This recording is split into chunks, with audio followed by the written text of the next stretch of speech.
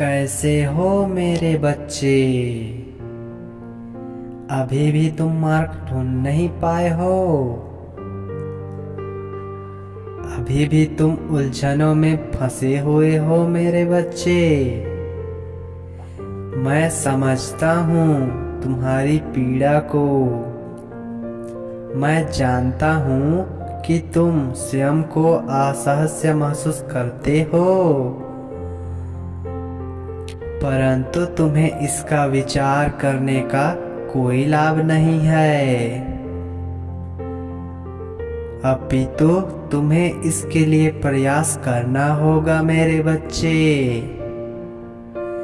मैंने अनेक बार तुम्हें संकेत भेजे, परंतु तुम मेरे संकेत को नहीं समझ पाए। अपितु तुम शिकायतों में उलझकर स्वयं को कमजोर और दुर्बल बनाते गए मेरे बच्चे।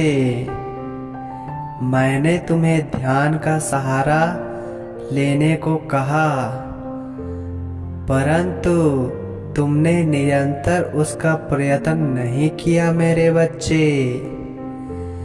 हमें अपने कर्मों का फल भोगना ही पड़ता है, परंतु आस्था के मार्ग पर चलने से उन दुखों का पतन अवश्य किया जा सकता है मेरे बच्चे। इसलिए मैं चाहता हूँ कि तुम अपनी आस्था प्रगाढ़ करो। तुम मुझे अत्यंत प्रिय हो। मैंने तुम्हारा सृजन एक बहुत बड़े उद्देश्य के लिए किया है मेरे बच्चे। तुमने मेरा अंश विद्यमान है। मैं सदा ही तुम्हारे साथ हूँ। तुम्हें मैं अपार खुशियाँ प्रदान करूँगा। तुम्हारा हृदय अत्यंत कोमल है, इसलिए उसे पसाड़ बनाने की तुम्हें आवश्यकता नहीं है मेरे बच्चे। तुम केवल स्वयं में और मुझ में विश्वास बनाए रखो। मैं तुम्हारा कभी हानि नहीं होने दूंगा मेरे बच्चे। जो भी तुम्हारे प्रति षड्यंत्र रचते हैं, उन्हें उनके कर्मों का फल अवश्य प्राप्त होगा, परंतु उसका विचार करना तुम्हारा कार्य नहीं है। मैं जानता हूँ तुम शुरुआत करने से घबराते हो, परंतु मैं तुम्हारे साथ हूँ, इसलिए तुम्हें चिंता करने की आवश्यकता नहीं है मेरे बच्चे।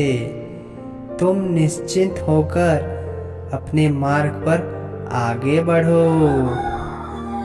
तुम अपने साथ घट रही घटनाओं का विचार ना करके उन चीजों का विचार करो जो तुम्हें वास्तविकता में चाहिए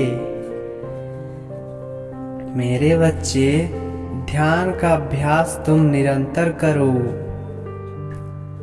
मैं जानता हूँ प्रारंभ में ये बुलझी प्रतीत होगा, परंतु यह तुम्हारे लिए अत्यंत आवश्यक है मेरे बच्चे। तुम जीवन में अपार खुशियाँ प्राप्त करने वाले हो, इसलिए मन से भय को निकाल दो और निश्चिंत हो जाओ।